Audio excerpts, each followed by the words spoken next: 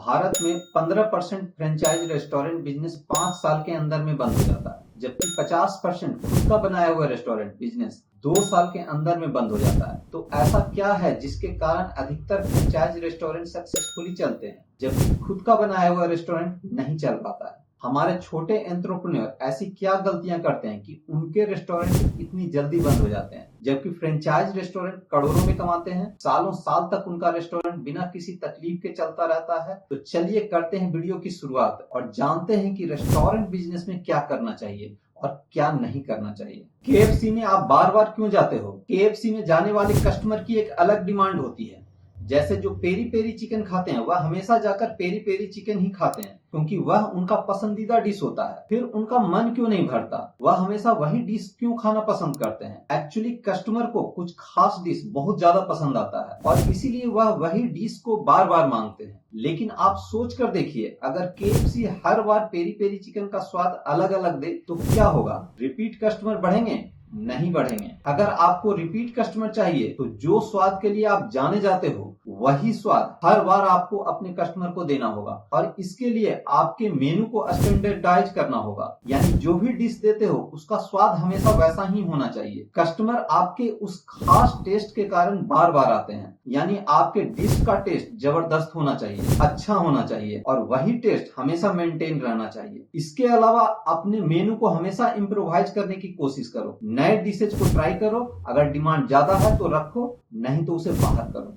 हर restaurant एक खास वर्ग के लिए बनाया जाता है। ऐसा कभी नहीं हो सकता कि एक ही रेस्टोरेंट में अमीर लोग आ रहे हैं, गरीब भी आ रहे हैं और मिडिल क्लास भी आ रहा है। थोड़ा बहुत ओवरलैप हो सकता है, यानी आपको अपने मेनू इसके अनुसार से सेट करना होगा और उसका प्राइस भी उसी के अनुसार से सेट करना होगा। अपने रेस्टोरेंट के बाहर अपने मेनू के सबसे सस्ते आइटम को बड़े बड़े फ्लेक्स बोर्ड के थ्रू एडवर्टाइज करो, जिससे कस्टमर आकर्षित हो। एक बार अगर कस्टमर रेस्टोरेंट के अंदर आ गए तो आप अब अपसेल और क्रॉस सेल भी कर सकते हो। कहने का मतलब है जो प्रीमियम डिशेज हैं उनके बारे में कस्टमर को रेस्टोरेंट में आने के बाद बताओ और फिर दूसरे डिशेज के बारे में भी बताओ, जिससे एवरेज ट्रांजैक्शन आपका बढ़ सके। मेन डिशेज के अलावा छोटे डिशेज जैसे मसाला, कोल्ड ड्रिंक, टी, कॉफी आपके मेनू में होने चाहिए। इससे आपका एवरेज ट्रांजैक्शन वैल्यू बढ़ जाता है। अगर आप अपना रेस्टोरेंट बड़े लोगों के लिए खोल रहे हो तो शहर के सबसे अच्छे इलाके में खोलो, क्योंकि बड़े कस्टमर यहीं मिलेंगे। यानी रेस्टोरेंट खोलते समय इस बात का ध्यान देना काफी महत्वपूर्ण है कि आपका कस्टमर कौन है और कहाँ रहता है। आपके रेस्टोरेंट में मेनू जितना बड़ा रहेगा उतना ज्यादा प्रॉब्लम होगा। मेनू के बड़ा होने के कारण आपके शेफ सभी डिशेज को सही ढंग से नहीं बना पाएंगे,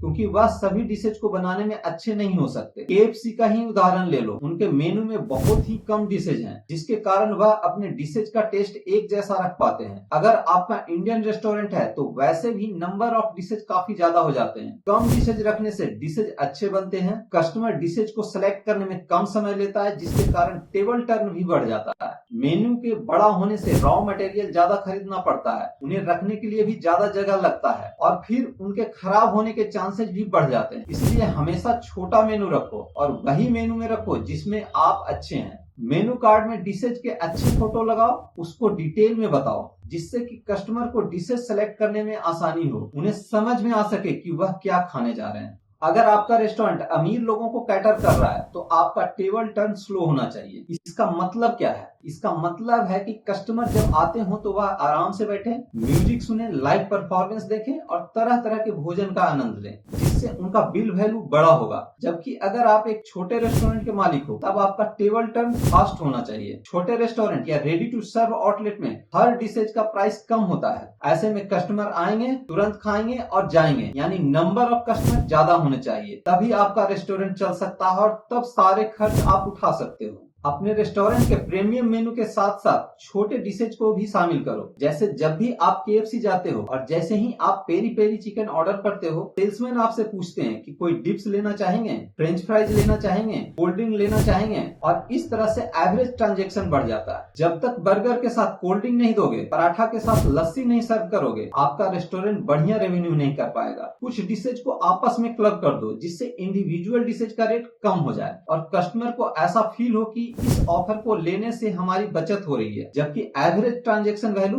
बढ़ जाता है। यानी ऑफर अच्छे हैं, बिना मार्केटिंग के धंधा नहीं चलता। और रेस्टोरेंट बिजनेस में भी मार्केटिंग बहुत इंपॉर्टेंट है। अपने बेस्ट डिशेज को डिजिटल मार्केटिंग के थ्रू अपने लोकेशन से 7 किलोमीटर के रेडियस में एडवर्टाइज करो। अपने सिटी के बेस्ट इन्फ्लुएंसर को हायर करो और उनसे अच्छे अच्छे वीडियो बनवाओ और फिर उन वीडियो को फेसबुक और इंस्टाग्राम मार्केटिंग के थ्रू अपने कस्टमर तक पहुंचाओ। अपने बिजनेस को गूगल माई बिजनेस पर रजिस्टर करो और फिर गूगल एड्स के थ्रू भी कस्टमर को टारगेट करो। जो दिखता है वही बिकता है। अपने आउटलेट का इंटीरियर और एक्सटीरियर बढ़िया रखो। कस्टमर के एक्सपीरियंस को बढ़िया करने के लिए इंटीरियर के साथ साथ एयर कंडीशन, पार्किंग, साफ सफाई सभी चीजों पर ध्यान देना होगा। हर 2 से 3 साल पर आपको अपने इंटीरियर में बदलाव करने होंगे ताकि कस्टमर का एक्सपीरियंस बेहतर हो सके। कस्टमर रिव्यू एक ऐसा टूल है जिससे हमें पता चलता है कि हमारा बिजनेस कैसा चल रहा है। रेस्टोरेंट बिजनेस के केस में भी हमें कस्टमर से लगातार रिव्यू लेना चाहिए। अगर हमारे फूड की क्वालिटी डाउन हो रही है तो हमें उसमें सुधार करने के लिए वक्त मिलेगा। कस्टमर के फीडबैक से हर वह चीज जिसमें कमी है उसमें सुधार किया जा सकता है। रेस्टोरेंट बिजनेस में आपके वेटर स्मार्ट होने चाहिए। उन्हें अपसेल और क्रॉस सेल की प्रॉपर नॉलेज होनी चाहिए। इन चीजों पर नजर रखने के लिए आपके पास एक बेस्ट सॉफ्टवेयर होना चाहिए। सॉफ्टवेयर पर एवरेज ट्रांजैक्शन वैल्यू का तो पता चलता ही है। कौन से वेटर आपके कैसे परफॉर्म कर रहे हैं यह भी पता चलता है। कौन सा सामान कब आया, कितने दिन में वह एक्सपायर हो जाएगा यह भी पता चलता है। और सारा हिसाब किताब करना भी इजी हो जाता है। इसके अलावा अपने रेस्टोरेंट को ऑनलाइन ले जाइए और वहां से भी अच्छा सेल जनरेट होता है।